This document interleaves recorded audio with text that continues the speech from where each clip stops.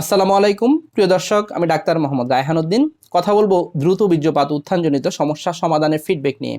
আজকে আমার সাথে যিনি রয়েছেন তিনি সরাসরি ক্যামেরার সামনে এসে আজকের এই ভিডিওটি কেন করছেন এবং তিনি পিশর থেরাপি নিয়েছিলেন। পিশর থেরাপি নেওয়ার পর তিনি কেমন ফিডব্যাক পেয়েছেন সেই বিষয়গুলো নিয়ে আজকে আলোচনা করব। প্রথমেই বলে নিচ্ছি, প্রতিটি ভিডিও কোনো ধরনের চিকিৎসার উদ্দেশ্যে নয়, অবশ্যই চিকিৎসা নিতে উৎসাহিত করার জন্যই। কেমন আছেন আপনি? আলহামদুলিল্লাহ, রাখছো ভালো। আলহামদুলিল্লাহ। জি, আপনি মূলত যে সমস্যা নিয়ে এসেছিলেন দ্রুত বীর্যপাত এবং উত্থানজনিত সমস্যা, দুটো সমস্যা। এবং আপনি যখন এখানে এসেছিলেন চিকিৎসার পূর্বে তখন কি সমস্যাটা ফেস করতেন? স্যার, উত্থানই হইতো না, আর 1 মিনিটের কমে আমি বীর্যপাত হয়ে যেত। বীর্যপাত মানে যদি হতো তাহলে 1 মিনিটের মধ্যে বীর্যপাত হয়ে যেত।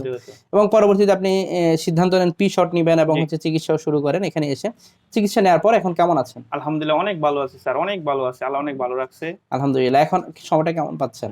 এখন স্যার প্রথম 6 থেকে 7 মিনিট, পরবর্তীতে মনে করেন না 20 আধা ঘন্টা যাইতে পারে, 20 মিনিট আধা ঘন্টা, আলহামদুলিল্লাহ। মানে হচ্ছে নিজের মন মতোই অনেকটা ভালো সময় পাচ্ছেন।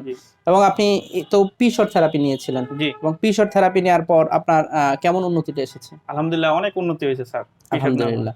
এবং লিঙ্গের সতেজতা বেড়েছে কিনা? জি জি স্যার, অনেক শক্ত হয় এখন, আলহামদুলিল্লাহ। মানে সতেজতাটাও বেড়েছে, অর্থাৎ উত্থানজনিত সমস্যাটা আলহামদুলিল্লাহ উন্নতি হয়েছে।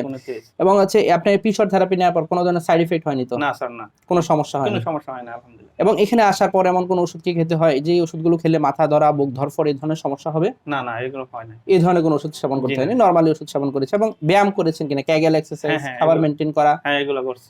এবং আজকে তো আপনি 6 মাস হয়ে গেল চিকিৎসার। জি, 6 মাস পর আজকে সরাসরি ফিডব্যাক দিচ্ছেন। এবং এই যে 6 মাস আপনি নিয়মিত ফলো আপটা মেইনটেইন করেছেন, সেটা আপনার জন্য উপকার হয়েছে কিনা? অনেক উপকার হয়েছে স্যার, আমি আজকে কি বলবো, আমি নিজে গর্বিত স্যার। এবং আজকে এই যে ক্যামেরার সামনে কেন ভিডিওটি করছেন? স্যার, আজকে কথা আছে অন্য একজন দেখে উৎসব হয়ে এই জায়গায় আসে, চিকিৎসা নেয়, যে কোনো চিকিৎসায় মনে করেন না ধৈর্য ধরে নিতে হইব, যে ধৈর্য ধরে চিকিৎসাটা অবশ্যই নিতে হবে। এবং এই 6 মাস ধরে নিয়মিত ফলো আপটা কিন্তু খুব সুন্দরভাবে মেইনটেইন করেছেন আলহামদুলিল্লাহ। অর্থাৎ যে ডেটে ওনাকে আসতে বলা হয়েছিল সেই ডেটেই কিন্তু তিনি এসেছেন এবং তিনি পিশর থেরাপিও নিয়েছিলেন।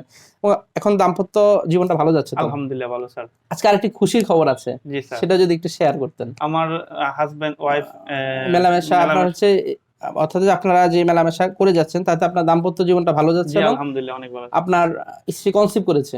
জি স্যার। সেটা হচ্ছে একটা খুশির খবর আর কি আজকে, যে সেই খুশির খবরটা নিয়ে কিন্তু তিনি এসেছেন। এবং এই যে স্ত্রী কনসিভ করেছে সেটা কেমন লাগছে? অনেক ভালো লাগছে স্যার, আমার কাছে অনেক আনন্দ লাগছে। আমি তো মনে করছি আগে আমি জীবনে বাবাই হইতে পারবো না, বা আমি বিয়ে করে কি করবো, আমার তো 1 মাস কি 2 দিনও বউ থাকবো না, চলে যাবো, স্ত্রী আমার কাছে থাকবেই না। এখন তো আমার মনে হয় না আমি যে একজন স্বাবলম্বী জীবন যাপন করতেছি, আমি একজন নিজেই মনে করতেছি আমি একজন পুরুষ। পুরুষত্ব মনে হয় এখন। মানে যখন এসেছিলেন তখন একেবারে হতাশার মধ্যে ছিল, অনেক খারাপ ছিল, যে অনেক খারাপ অবস্থা ছিল, মনটা অনেক খারাপ। দেখছেন স্যার, আমাদের কান্নাকাটি করেছিলেন কিন্তু তিনি প্রথম দিন, মনে আছে নিশ্চয়ই? জি স্যার। এবং আজকে যে হাসিটা, সেই হাসিটা কিন্তু ওনার ছিল না। তিনি প্রথম যেদিন এসেছিলেন খুবই মন খারাপ এবং কান্নাই করে দিয়েছিলেন, মানে এতটা খারাপ ছিল ওনার অবস্থা। আলহামদুলিল্লাহ, এখন দাম্পত্য জীবন ভালো যাচ্ছে আলহামদুলিল্লাহ স্যার, অনেক আলহামদুলিল্লাহ। আপনার দাম্পত্য জীবনের জন্য শুভকামনা করছি। প্রিয় দর্শক, শুনছিলেন ওনার ফিডব্যাকের কথা, তিনি যা বলছিলেন আলহামদুলিল্লাহ তিনি এখন ভালো আছেন।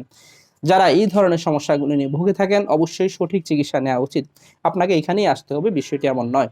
আপনি আপনার নিকটস্থ চর্ম যৌনরোগ অভিজ্ঞ বিশেষজ্ঞ চিকিৎসকের শরণাপন্ন হবেন, রোগের কারণগুলো বের করে চিকিৎসা নেবেন, আল্লাহর উপর ভরসা রেখে ওষুধ সেবন করবেন। ইনশাআল্লাহ আপনিও সেই জায়গা থেকে বেরিয়ে আসতে পারবেন বলে আমার বিশ্বাস। সকলকে ধন্যবাদ জানিয়ে শেষ করছি। আসসালামু আলাইকুম।